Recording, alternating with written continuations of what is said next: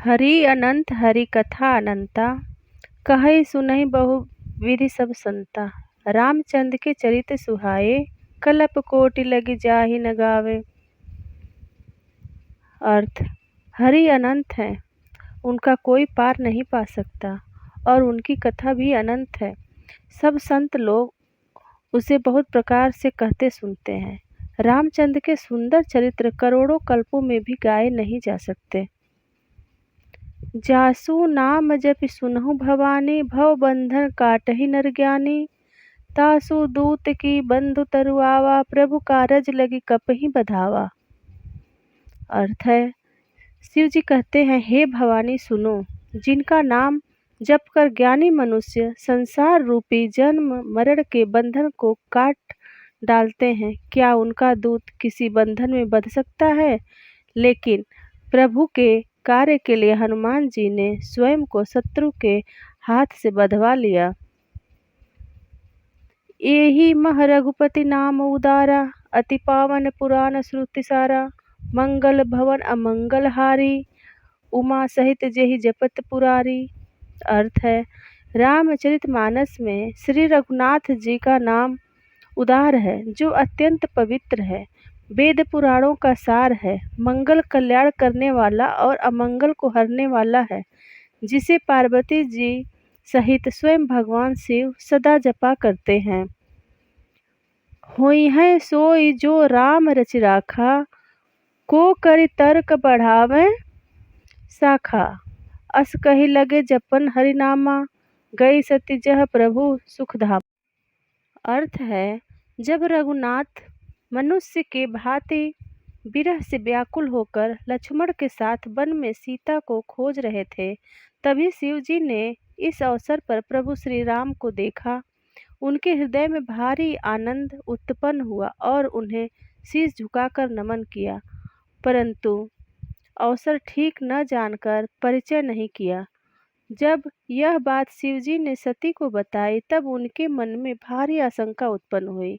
यह जानते हुए भी शिव जी के वचन झूठ नहीं हो सकते, सती सोचने लगी, क्या ज्ञान के भंडार माया रहित भगवान विष्णु मनुष्य शरीर धारण करके अज्ञानी की तरह स्त्री को खोजेंगे। शिव जी से आज्ञा लेकर वह प्रभु श्री राम की परीक्षा लेने चली। यह सब देखकर शिव जी काफी व्याकुल हो रहे थे। तब उन्होंने अपने मन को समझाते हुए कहा, जो कुछ राम ने रचा है वही होगा, तर्क करके कौन शाखा विस्तार बढ़ावें। अर्थात इस विषय में तर्क करने से कोई लाभ नहीं। मन में ऐसा कहकर भगवान शिव हरि का नाम जपने लगे और सती वहां गई जहां सुख के धाम प्रभु राम थे। करम नाश जल सुरसरी परई, तेहि को कहऊ शीस नहीं धरई।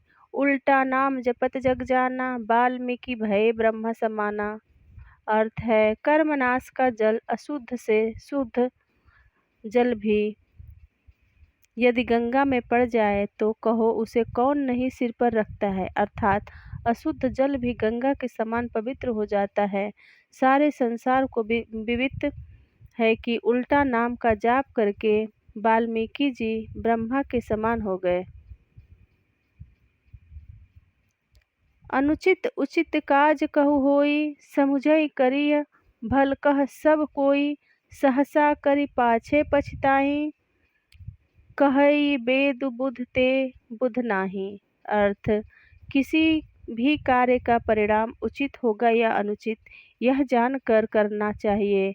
उसी को सभी लोग भला कहते हैं। जो बिना विचारे काम करते हैं वे बाद में पछताते हैं।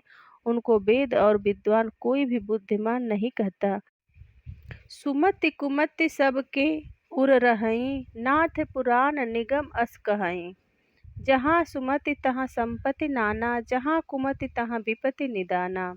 अर्थ, हे नाथ, पुराण और वेद ऐसा कहता है कि सुबुद्धि यानी अच्छी बुद्धि और कुबुद्धि यानी खोटी बुद्धि सबके हृदय में रहती है। जहाँ सुबुद्धि है वहाँ नाना प्रकार की संपदाएं, सुख और समृद्धि रहती हैं, और जहाँ कुबुद्धि है वहाँ विभिन्न प्रकार की विपत्ति, दुख का वास होता है।